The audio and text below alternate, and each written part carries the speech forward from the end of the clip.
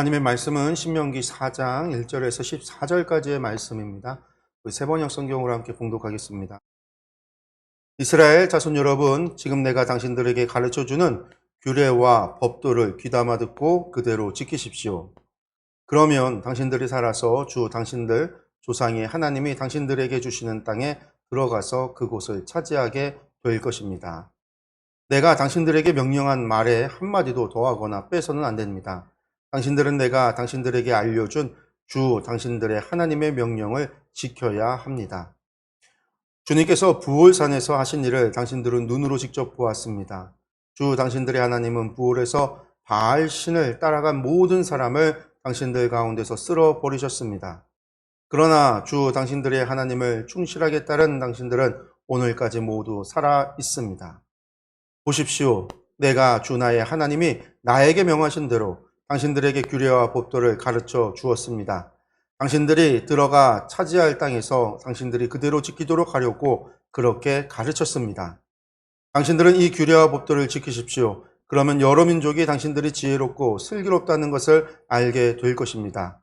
그들의 이 모든 규례에 관해서 듣고 이스라엘은 정말 위대한 백성이요 지혜롭고 슬기로운 민족이라고 말할 것입니다. 주 우리의 하나님은 우리가 기도할 때마다 우리 가까이에 계시는 분이십니다. 이와 같은 하나님을 모신 위대한 민족이 어디에 또 있겠습니까? 오늘 내가 당신들에게 주는 이 모든 율법과 같은 바른 규례와 법도를 가진 위대한 민족이 어디에 또 있겠습니까? 당신들은 오로지 삼가 조심하여 당신들의 눈으로 본 것들을 잊지 않도록 정성을 기울여 지키고 평생 동안 당신들의 마음속에서 사라지지 않도록 하십시오. 또한 그것을 당신들의 자손에게 길이 알리십시오. 당신들이 호렙산에서 당신들의 하나님이신 주님 앞에 섰던 날에 주님께서 나에게 말씀하셨습니다. 이 백성을 나에게로 불러 모아라. 내가 그들에게 나의 말을 들려주어서 그들이 이 땅에서 사는 동안에 나를 경외하는 것을 배우고 또 이것을 그들의 아들, 딸에게 가르치게 하려고 한다. 그리하여 당신들이 산기슭에 가까이 와서 서자 하늘 한가운데까지 높이 치솟는 불길이 그 산을 휩싸고 어둠과 검은 구름이 산을 덮었습니다. 주님께서 불길 속에서 당신들에게 말씀하셨으므로 당신들은 말씀하시는 소리만 들었을 뿐 아무 형상도 보지 못하였습니다. 당신들은 오직 소리를 들었을 뿐입니다. 그때 주님께서 당신들에게 지키라고 명하시면서 그 언약을 선포하셨으니 이것이 곧 그가 두 돌판에 손수 쓰신 십계명입니다. 그때 주님께서 나에게 명하시기를 너희가 건너가서 차지할 땅에서 너희가 지켜야 할 규례와 법도를 가르쳐 주라고 하셨습니다. 아멘. 저희들이 지금 보고 있는 말씀은요, 신명기 4장의 말씀입니다. 오늘 신명기 4장은 모세의 신명기에 실려있는 세 편의 설교 가운데 첫 번째 설교에 해당하는 부분이고 그 중에서도 결론부에 해당하는 말씀이 신명기 4장의 말씀입니다. 그러니까 이제 첫 번째 설교에서 가장 중요한 부분이 신명기 4장의 말씀인 것이죠. 그 첫 번째 설교의 결론, 그 결론에서 강조하고 있는 게 무엇이죠? 오늘 읽은 말씀 속에서도요, 여러 번에 걸쳐서 강조하고 있는 게 있습니다. 번째 1절에 뭐라고 얘기합니까? 지금 내가 당신들에게 가르쳐주는 규례와 법도를 귀담아 듣고 그대로 지키십시오. 2절에도 나옵니다. 내가 당신들에게 알려준 주 당신들의 하나님의 명령을 지켜야 합니다. 이렇게 얘기했어요. 6절에도 나옵니다. 당신들은 이 규례와 법도를 지키십시오. 그렇게 얘기하죠. 그러면 여러 민족이 당신들이 지혜롭고 슬기롭다는 것을 알게 될 거다. 그렇게 이야기하고 있습니다.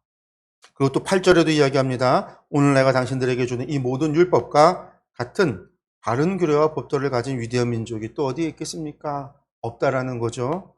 그러면서 13절 그 언약을 선포하셨으니 이것이 곧 그가 두 돌판에 손수 쓰신 십계명입니다. 그러면서 주님께서 나에게 명하기를 너희가 건너가서 차지할 땅에서 너희가 지켜야 할 규례와 법도를 가르쳐 주어라.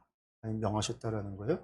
오늘 말씀에서 반복되어지는 게 다른 게 아니에요. 하나님께서 주신 규례와 법도, 이 모든 율법이죠. 이것들을 지켜야 합니다. 그대로 지키십시오. 말씀대로 사십시오. 이게 신명기 첫 번째 설교의 결론입니다. 결론. 그러면 이게 신명기 첫 번째 설교만의 결론이냐? 그게 아니에요. 나중에 보면 신명기 두 번째 설교의 결론도요. 하나님의 율례와 법도를 지키십시오라는 거예요. 뿐만 아니라 세 번째 설교의 결론도 마찬가지입니다. 하나님의 규례와 법도를 지키십시오.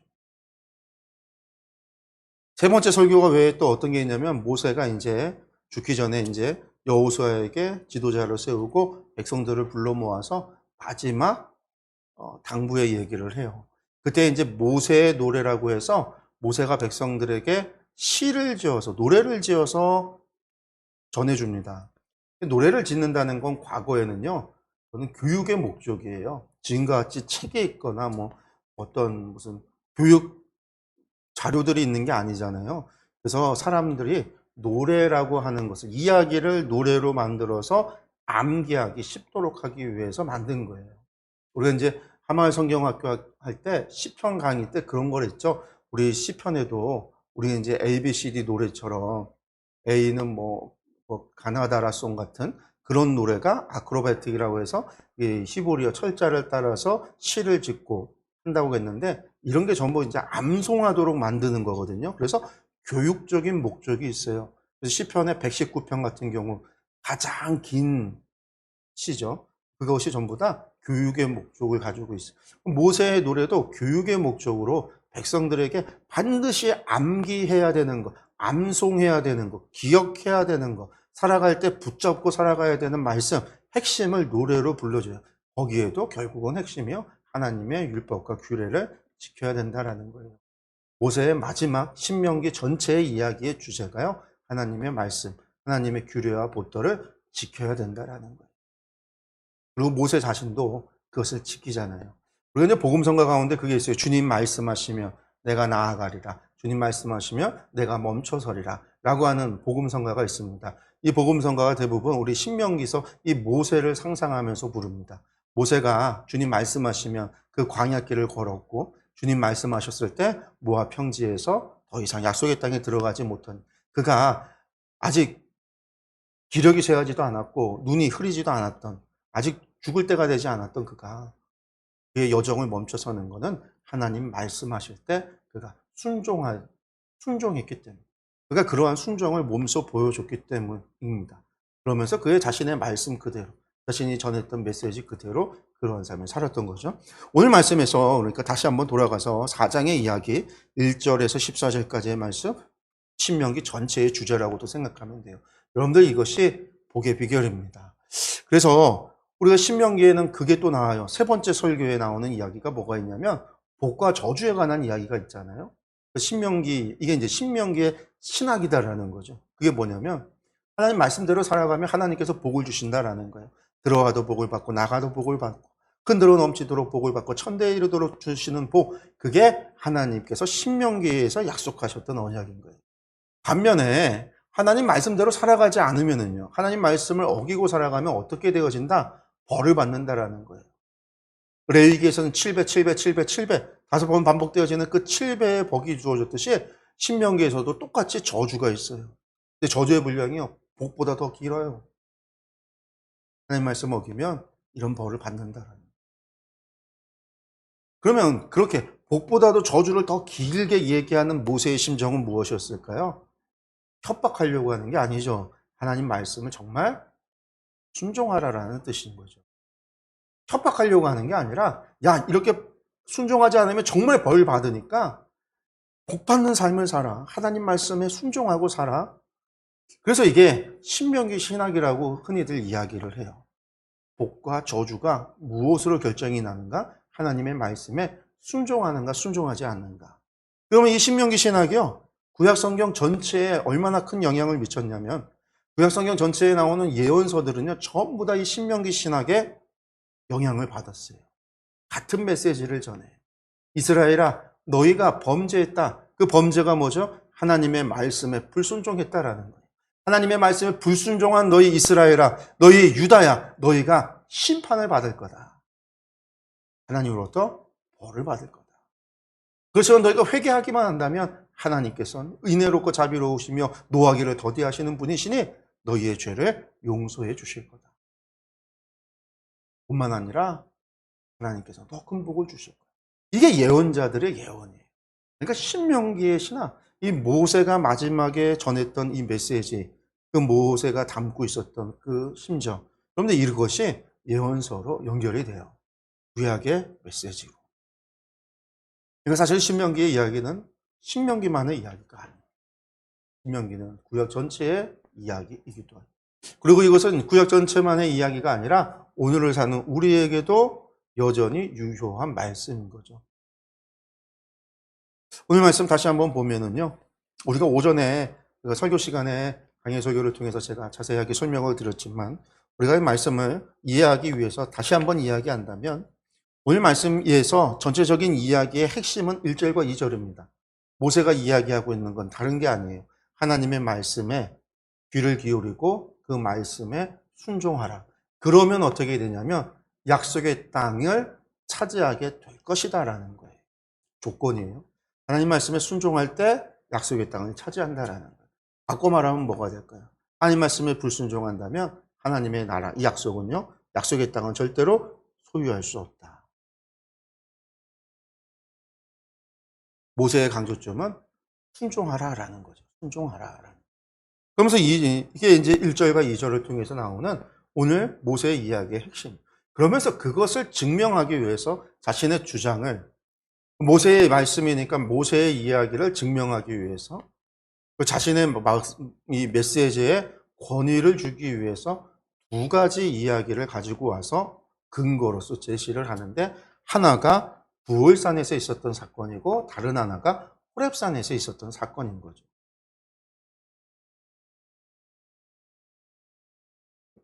오늘 말씀에도 봤지만 먼저 부월산에 관한 이야기가 3절에서 9절까지 이야기가 나옵니다. 부월산이라고 하는 건 부올을 이야기하는 거예요. 부올에 있었던 산. 그러니까 이스라엘 사람들이요, 광야를 지나올 때 하나님의 명령 말씀 40년째가 되어져서 애굽 시내를 건너서 올 때 어떻게 왔어요? 에돔을 지나쳐서 왔고요. 모압 지방에서 모압 사람들을 피해서 아르논 계곡을 건너서 모압 평지에 다다르게 돼요. 그때 그들이 이제 진쳤던 곳이 부올이라고 하는 곳이죠. 부올이라고 하는 곳이에요. 그들은 이제 그곳에서 뭘 하냐면 아모리 왕 시온과 싸우고 또 올라가서 바산왕 옥과 싸워서 요단 동편 지역을 이제 정복을 하게 되어지는데, 이때 무슨 일이 있었냐면 모압 사람이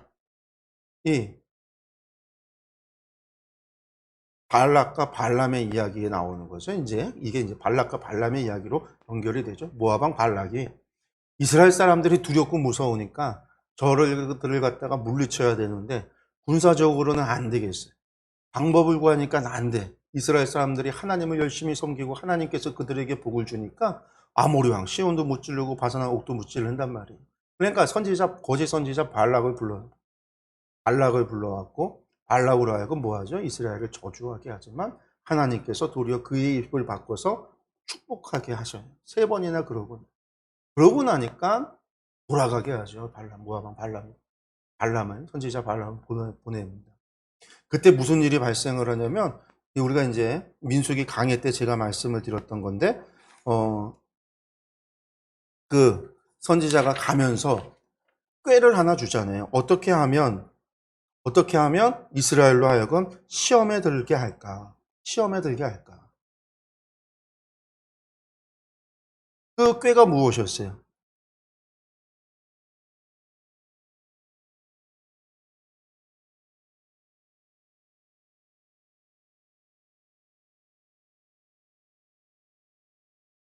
그 시험이 뭐였어요? 예쁜 여기. 싸움으로는 안 되고 하나님께서 그들이 계속해서 도와주고 있으니까, 지켜주고 보호하고 있으니까 어떻게 해요? 하나님과 이스라엘의 관계를 흐트러뜨려야 된다. 그들의 관계를 찢어놔야 된다. 그러기 위해서는 이스라엘 백성들이 하나님 앞에 범죄하도록 만들어야 된다라는 거예요. 범죄하도록. 그래서 이 발락 왕에게 발람 선지자가 무엇을 요구를 하냐면, 예쁜 여자들을 골라서 그 예쁜 여자들로 하여금 이스라엘 사람들을 꿰어서 우상 숭배하도록 만드십시오. 이렇게 한 거죠. 자신들의 종교적인 행사에 참여하도록 하십시오 한 거예요. 그래서 이 발락이 그 꾀를 따라서 발람의 말대로 미디안 여인들을 동원을 해서 이스라엘 사람들을 꾀어 그들의 종교 행사에 참여하게 해요. 잔치에 참여하게 해요. 처음에는 잔치, 식사같이 하자고 해서 식사에 초청을 하죠. 그래서 식사에서 맛있는 음식을 주고 막 술을 먹이고 그래요. 이스라엘 사람들이 40년 동안 뭐예요? 만나만 먹고 살다가 거기서 해주는 음식을 먹으니까 얼마나 맛있었겠어요. 술을 지내니까 같이 술을 먹고 포도주를 마시면서 얼마나 즐겁겠어요. 그러다가 우상 숭배, 저렇게 이 바알 숭배하는 것으로 이끌어 가서 간음을 하게 했단 말이에요. 이 일이 하나님께서 보시기에 진노하셔서 결국은 이스라엘 사람들을 치시는데 역병에 의해서 사람들이 쓰러져서 죽는 이 역병에 의해서 2만 4천 명이 죽게 된 게 바로 부올에서 있었던 사건이에요. 부올에서.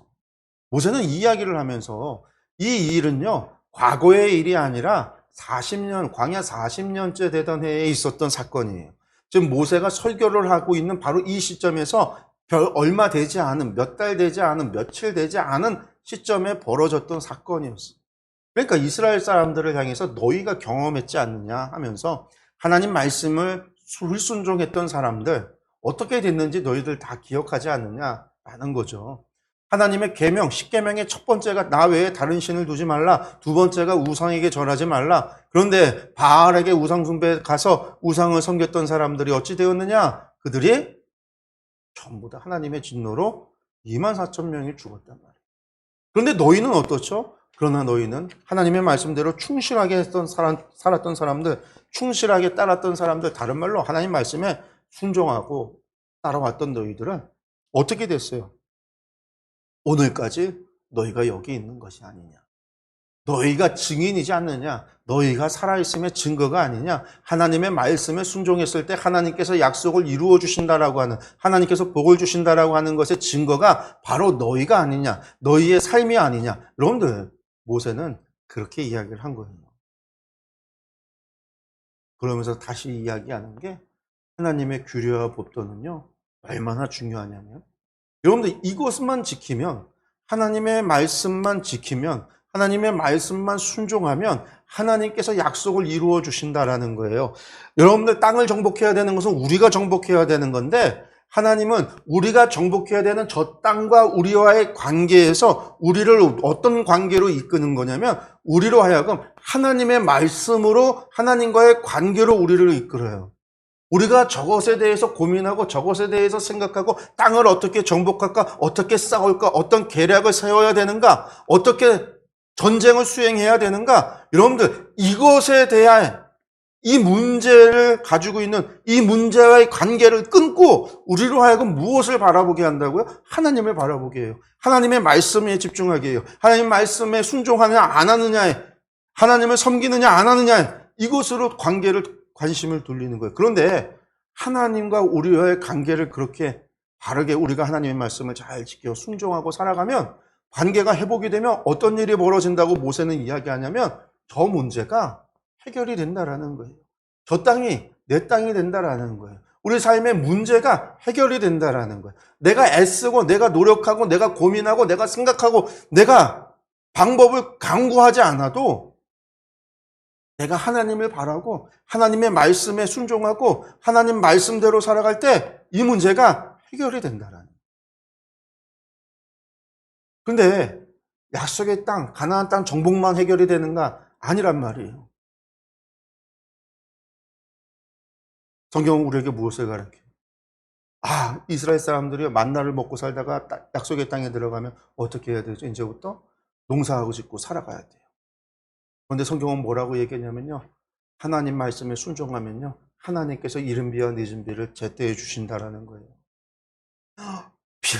농사하면서 비가 안 와서 걱정하고 지금 우리나라 장마가 이상하잖아요. 옛날같이 장마가 비가 적당히 계속 오는 게 아니라 집중호우 같이 폭우 소나기처럼 왔다가 사라졌다가 또 왔다가 또 안 왔다가 비도 또 충분하지 않죠. 유엔에서 전 세계 이제 물 부족 국가를 이야기하는데 우리나라도 물 부족 국가 가운데 하나라고 그래요. 우리나라가 물 부족 국가래요. 그런데 점점점 비가 안 오고 있어요, 우리나라에.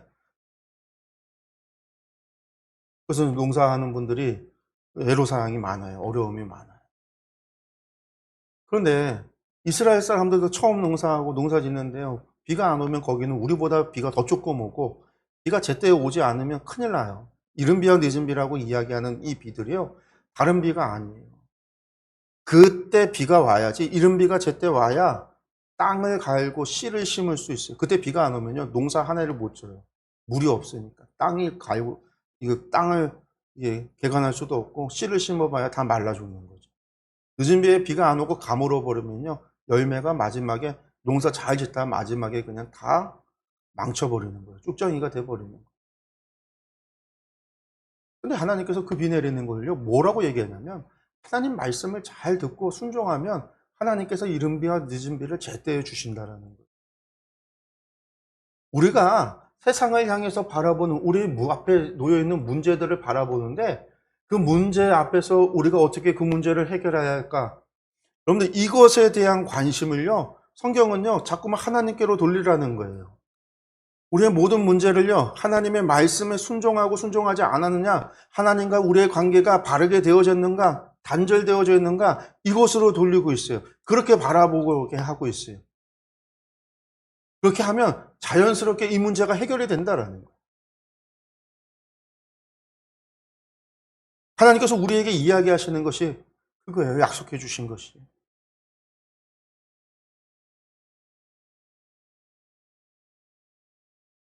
우리 인생에 복을 주시는데 하나님께서 복을 주시는데 그 복 주시는 것도요.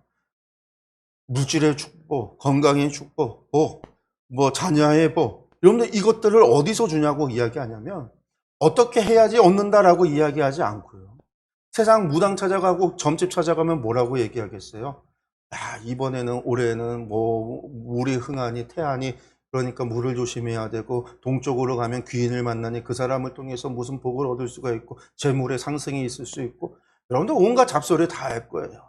부적을 써고 부적을 갖다 비계 아래에 놓으면 문 지방에 문 입구에다 붙여놓던 혹은 별소리 다 하죠. 여러분들 수능 볼 때요. 부적해갖고 팬티 속에 부적 붙이고 시험 보러 들어가는 사람, 자기 앉는 의자에다 부적 붙여놓고 방석 깔고 앉는 사람, 여러분들 별 사람 다 있어요. 부적으로 하는 게.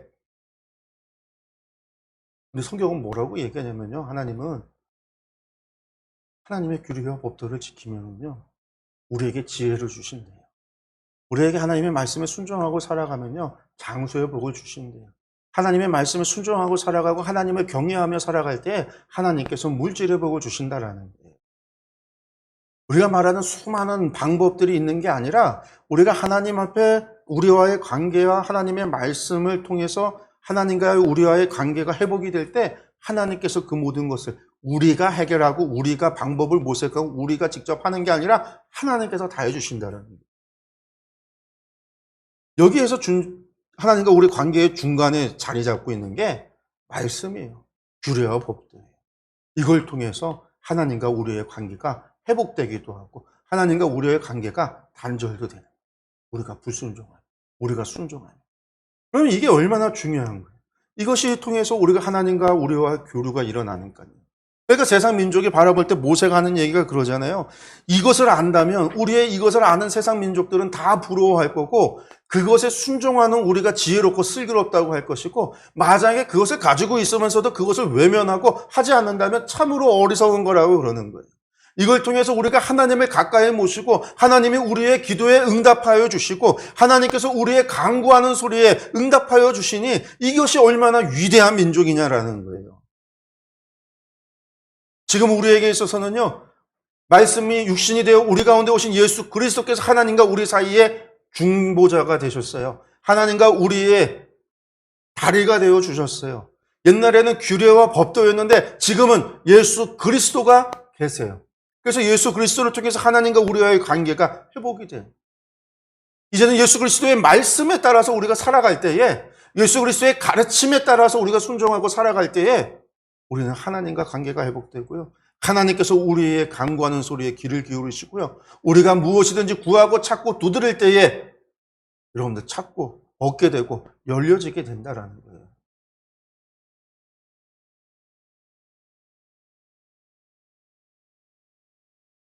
이 얼마나 대단한 것이 우리 가운데 있는 거죠.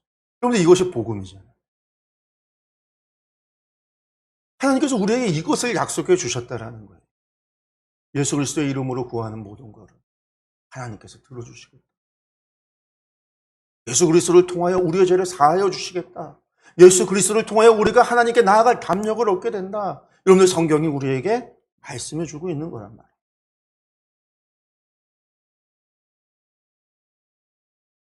우리의 삶의 자세가 무엇일까요? 우리가 인생 살아가면서 여러 가지 문제들을 만나게 됩니다. 만나게 돼요. 큰 문제건 작은 문제건. 사람과 사람 사이의 관계의 문제, 형제자매 간의 문제, 부모 자식 간의 관계, 이웃과의 관계, 친구하고의 관계, 사업 파트너하고의 관계, 상사와 부하 직원과의 관계. 그런데 그런 관계 속에 수많은 문제들을 만나게 됩니다. 일을 하면서 많은 문제들을 만나게 돼요. 우리와 상관없이 외부적으로 다른 문제로 인해서 여러분들 러시아 우크라이나의 전쟁이 우리하고는 지구 반대편에서 이루어지는 전쟁이지만 그 옆에가 우리에게 지금 실생활에 다가오고 있잖아요. 엄청난 유류값의 기름값의 폭등, 그것과 함께 자연스럽게 물가의 상승과 함께 가계 경제가 쪼그라들고 있고, 전쟁 리스크로 인해서 우리나라 전체적인 경제가 침체가 되고 주식이 떨어지고 어려움이 일어나고 있어요. 우리가 상관없이도 이런 환경적인 것으로 인해서 우리의 어려움이 나오고 있다는. 그런데 성경은 우리에게 무엇을 가르쳐 주냐면요. 우리가 그것을 바라보고 그 문제를 해결하려고 애쓰고 노력하지 마. 너희에게 더 좋은 길이 있다. 너희에게 정말 좋은 답이 있다. 너희에게 좋은 방법이 있다라고 우리에게 알려주고 있다는. 그게 뭐냐? 예수 그리스도를 통하여 하나님과의 관계를 회복하는 거예요. 하나님의 예수 그리스도의 가르침과 그 말씀을 따라 순종함으로 말미암아 하나님과 우리와의 관계가 온전히 회복되어지고 우리가 하나님을 신뢰하고 하나님을 따라서 살아가고 하나님의 인도하심을 받고 살아간다라고 한다면 하나님께서 그 문제들을 제거해 주신다라는 거예요. 하나님은 우리의 선한 목자가 되시니까 우리는 양이니까 우리가 어디에 가서 어떤 풀을 뜯어먹고 어디에 가서 물을 먹을까 양들은 고민하지 않잖아요. 목자가 고민하죠. 목자가 인도하는 대로 가서 먹고 마시는 거예요. 이쪽 산에서 풀을 다 뜯어먹으면 어느 산으로 갈까 선택하고 결정하는 거 목자가 하는 일이에요. 날씨가 추워지면 남쪽으로 내려가야 되는데 어디까지 갈 것인가 목자가 결정해야 되는 일이에요. 여러분들, 성경은 우리가 양이고 주님이 우리의 목자시라는 선한 목자. 푸른 초장, 쉴만한 물가로 인도하시는. 사망의 음침한 골짜기를 다녀도 해를 두려워하지 않는 것은 주님께서 지팡이와 막대기로 우리를 지키시니까. 우리가 어딜 가도 두려워하지 않을 것은 주님이 우리의 목자가 되시니까. 내가 주님의 양이면, 내가 주님의 양이 아니라 옆집 양이면 여러분들 우리는 걱정해야 되겠죠. 여러분들 우리 전 선한 주님 그 양무리가 아니면요. 바깥에는 뭐가 있어요? 우리를 갖다가 물고자, 우는 사자와 같이 우리를 물고자 어슬렁거리는 수많은 악의 세력이 있잖아요. 사단이 있잖아요. 우리의 가죽만 털만 뺏기는 게 아니라 가죽까지 뺏기고 우리의 살과 뼈를 발라내서 잡아먹을 그런 것들이 존재하잖아요. 우리의 진정으로 성경이 오늘 우리에게 이야기해 주는 거, 신명기서가 우리에게 규례와 법도를 지켜라 라고 이야기할 때 그 말씀에는요, 하나님께서 해결해 줄게 라는 얘기가 표현이 되어져요. 그 땅 내가 줄게 라는 말이 있는 거예요. 내가 문제 해결해 줄게 라는 거예요. 내가 너희를 위해서 다 해결해 줄게 라는 거예요.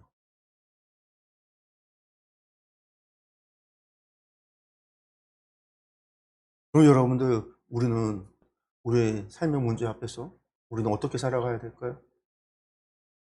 하나님 앞에 믿음으로 간구하고 기도하고 하나님의 말씀 앞에 순종하며 살아갈 때에 하나님께서 우리에게 답을 주시고 하나님께서 우리의 문제를 해결해 주시고 하나님께서 우리를 바른 길로 인도해 주실 겁니다.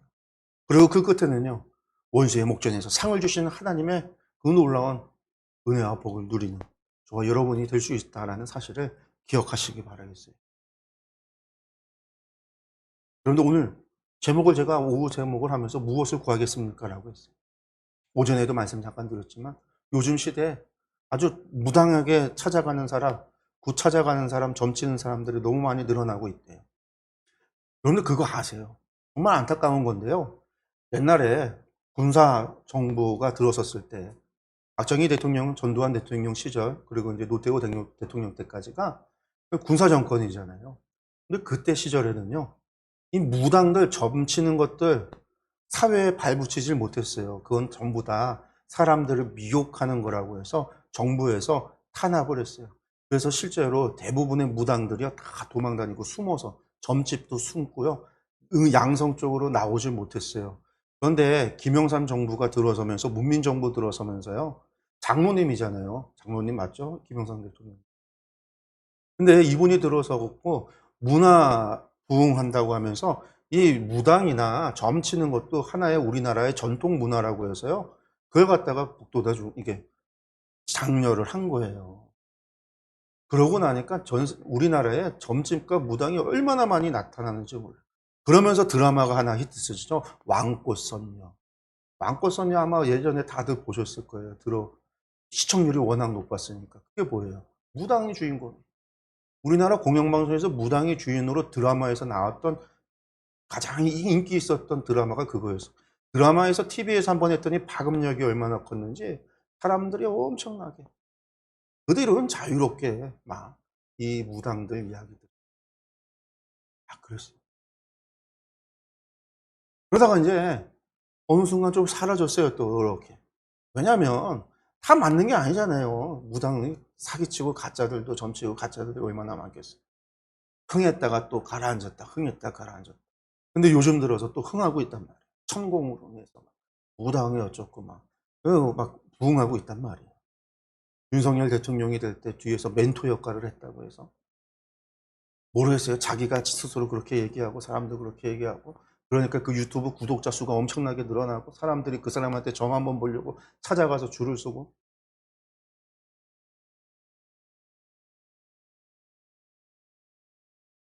교인들까지요. 젊은이들이요. 그런 데 가는 거예요. 재미로 타로점을 보고 재미로 궁합을 보고 재미로 점을 보고 자꾸 그런 시대가 가요. 문제를 해결하기 위해서 그런 것들을 찾아가는 사람들이 늘어나고 있어요. 이때 우리가 구할 것은 무엇인가? 그런데 다른 게 아니에요. 하나님의 말씀을 구해야 된다라는 거예요. 하나님과 우리와의 관계를 회복시켜 줄 것을 구해야 된다. 여러분들 부적으로 하나님과 우리의 관계가 회복이 안 돼요. 여러분들 굳혀서 하나님과 우리의 관계가 회복이 안 돼요. 오직 하나님과 우리와의 사이에 중보자가 되시는 분은 예수 그리스도밖에 없어요. 주님만이 우리의 중보자가 되신다라는 거예요. 하나님과 우리와의 다리의 역할을 해주시는 분은 오직 예수 그리스도밖에 없어요. 복음밖에 없어요. 그런데 우리가 구해야 되는 것은요, 이런 시대일수록 하나님의 말씀을 구하고요, 우리가 지켜야 될 계명이 무엇인지를 생각해야 되고요, 하나님이 기뻐하실 일이 무엇인지를 구해야 돼요. 내 삶의 문제를 구하는 것, 하나님, 그거 이전에 하나님이 나로 하여금 기뻐하실 것이 무엇인가, 하나님과 우리와의 관계가 회복이 돼서 하나님이 나를 기뻐하고 나를 더욱 사랑하고 더 그런다면요, 하나님이 우리를 위해서 얼마나 더 많은 것을 해주시겠어요. 부모와 자식과의 관계에서도 마찬가지로 우리가 하나님을 아버지라고 부르잖아요. 우리가 그렇게 하나님과의 관계를 구할 때 다른 모든 거는 문제가 되지 않는다는 거죠. 우리가 이 부분에 대해서 기억해야 된다는 거예요. 오늘 우리가 지켜야 되는 말씀, 오늘 우리가 귀를 기울여야 되는 말씀, 오늘 우리가 가슴에 새겨서 우리가 붙잡고 살아가야 될 그 말씀, 하나님의 그 뜻, 그것을 생각하고 그것을 붙잡고 여러분들 그것을 구하고 그것에 순종하기를 바랍니다. 기도하겠습니다.